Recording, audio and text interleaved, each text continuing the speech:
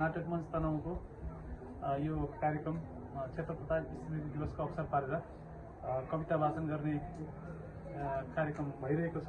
मैले पनि उनी क्षेत्र प्रताप स्मृति दिवसको अवसरमा कुनै क्षेत्र प्रताप अधिकारीको एउटा कविता गुराँसको मन भन्ने कविता म वाचन गर्न गइरहेको छु। यो क्षेत्र प्रताप अधिकारीले लेख्नु भएको हो। म चाहिँ यसलाई वाचन गर्दछु। म त लाली गुराँस भएछु उकाली ओह्रालीमा फैलिएको नदेखिने पीडालाई रातो रङ्ग ढाकेर बसेको। तिमी त सहरका बत्ती हौ झिलिमिलीमा हराउने, म भने पहाडको एकान्तमा शान्तसँग रमाउने। हावाले सोध्छ कहिलेकाहीँ किन यति मौन छौ, म मुस्कुराएर भन्छु मायालाई शब्द चाहिँदैन।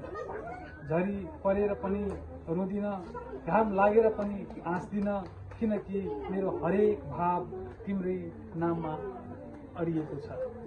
म त लाली गुराँस भएछु टाढैबाट सुन्दर देखिने, तर नजिक आएपछि गहिरो कथा सुनाउने।